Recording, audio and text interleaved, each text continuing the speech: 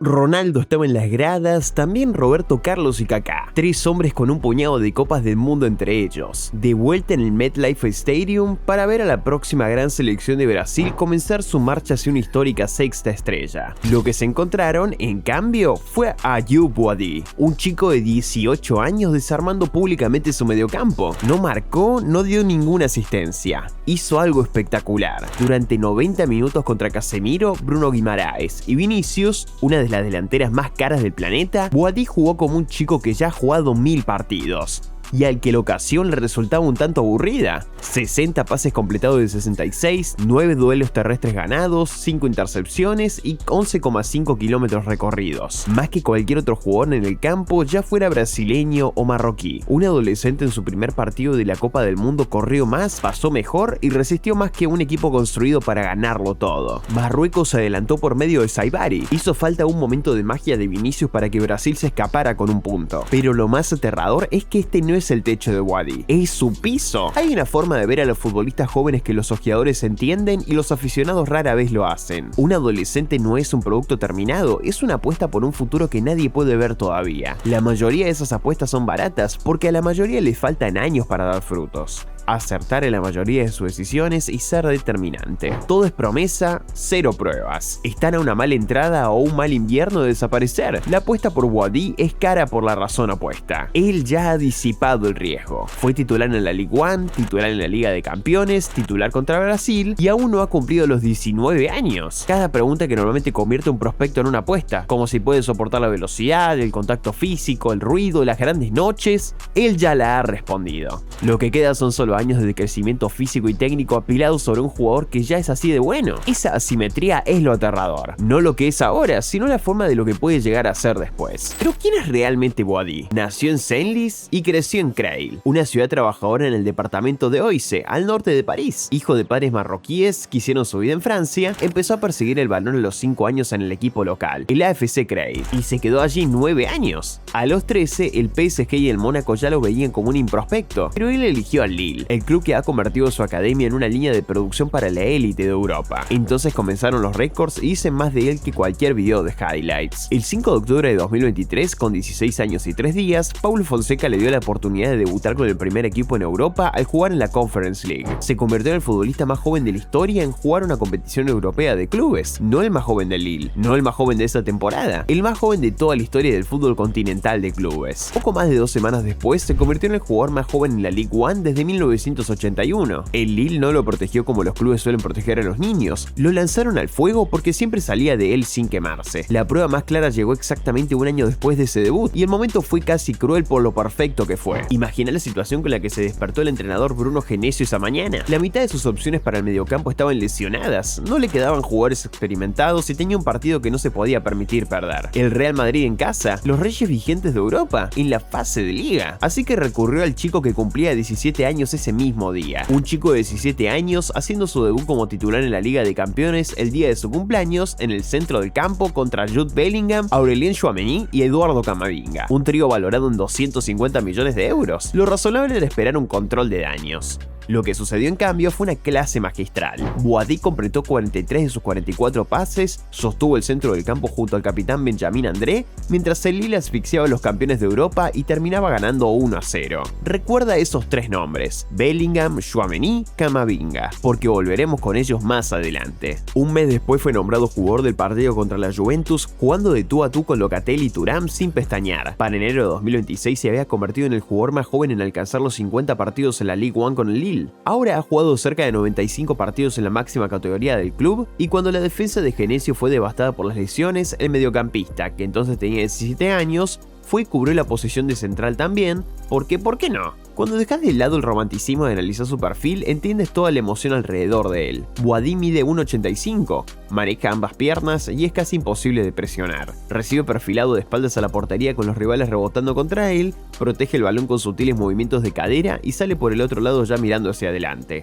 Lee el peligro 2 pases antes de que llegue, vive en las zonas feas del campo, como los balones divididos y las áreas de intercepción, y las gana todas. En el sistema de Genesio, que exige a sus mediocampistas romper la presión y progresar entre líneas, él es el contrapeso estabilizador en la base, el que convierte un saque de puerta bajo presión en una salida tranquila. Pero no todo es perfecto y debemos ver la parte honesta. la que un analista serio te pondría sobre la mesa. Sus pases aún no rompen los partidos, los datos lo han señalado. Para ser mediocampista profundo, su progresión de balón está por debajo del nivel élite, y su producto final es casi inexistente. En sus aproximadamente 95 apariciones con el Lille ha marcado 0 goles, sus asistencias se cuentan con los dedos de una mano. Si estás comprando a un mediocampista para abrir un bloque bajo, Boadi no es ese hombre aún. Pero la realidad detrás de esa crítica es que estas son capacidades que naturalmente un chico de 18 años aún no ha incorporado a su juego. La creatividad en el último tercio y la contribución goleadora son las últimas herramientas que desarrolla un mediocampista defensivo. Rodri no desarrolló eso hasta más tarde y Casemiro construyó su carrera haciendo el trabajo invisible primero y el resto después. Boadi ya ha dominado las partes difíciles y que no se pueden enseñar: la lectura de juego, los duelos, la compostura, el temperamento para una gran noche. Las piezas que faltan son las que se pueden entrenar. Estamos ante un mediocampista defensivo casi completo que solo tiene 18 años y al que se le critica por no ser todavía un atacante completo. Eso no es una debilidad, ese es el potencial que aún está sobre la mesa. Con todo esto, la historia más reveladora no se trata sobre un partido, trata sobre una elección y sobre la federación que la dejó escapar. Francia crió a este futbolista, pasó por sus categorías inferiores en todos los niveles, sub-16, sub-17, sub-18, sub-20. Fue capitán de la selección francesa sub-21, sumó 10 internacionalidades y se convirtió en el tercer jugador más joven en la historia de ese equipo, solo por detrás de Camavinga y un adolescente en Mbaye Niang. Dentro de la Federación Francesa se hablaba de él como una pieza a largo plazo, tal vez incluso para que le heredara a Zinedine Zidane. Boadi, por su parte, admira mucho a Zidane. Y entonces Francia hizo lo que hacen las naciones ricas cuando tienen demasiado, lo digo por sentado. Didier Deschamps, al ser preguntado una y otra vez por el chico, seguía repitiendo la misma frase. La competencia en el mediocampo es feroz, no planeó contar con Boadi para 2026. El mensaje, despojado de toda diplomacia, era simple: tenemos a muchos como tú. Espera tu turno, tal vez más adelante. Marruecos no dijo tal vez más adelante. La federación que llegó a las semifinales de la Copa del Mundo del 2022 había construido toda una estrategia exactamente alrededor de este tipo de jugador, la joya con doble nacionalidad criada en Europa, cortejada personalmente, a la que hacen sentir esencial en lugar de un sobrante. El presidente Foussi Akja lo llamó. El seleccionador Mohamed Ouabi lo llamó. Le ofrecieron lo que Francia le negaba: certeza, y una camiseta que significaba algo para su familia. El 15 de mayo de 2026, la FIFA aprobó el cambio, un día después de que Deschamps leyera la convocatoria de Francia para el Mundial, en la cual no figuraba su nombre. Un mes después, estaba parado en el centro de MetLife Stadium haciendo que Brasil pareciera un equipo del montón. Francia vio eso por televisión. En algún lugar de esa transmisión hay una lección sobre la escasez. Solo aprendes el valor de algo una vez que alguien más se lo ha llevado. Pero ahora volvamos a esos 3 nombres del partido de su cumpleaños. El Real Madrid tiene un hueco por el que han estado preocupados durante algunos años. Aurelien Tchouaméni es el único mediocampista defensivo especializado y detrás de él no hay un cambio natural. Federico Valverde y Eduardo Camavinga pueden cubrir la posición, pero ninguno es un 6 nato. Son demasiado valiosos en otras zonas como para anclarlos en la base del mediocampo. Durante su gestión, Xabi Alonso le dijo al club que quería un ancla real. Los nombres en la lista de candidatos del Madrid han rondado el mismo arquetipo y Boadi lleva en esa lista desde diciembre de 2025. Los otros nombres que han sopesado al Madrid solo refuerzan el argumento. Adam Wharton, del Crystal Palace, ha sido llamado su ancla soñada, pero exige una tarifa gigantesca y es 3 años mayor. La alternativa barata, Chema Andrés, es más una conveniencia de recompra que una apuesta por la grandeza.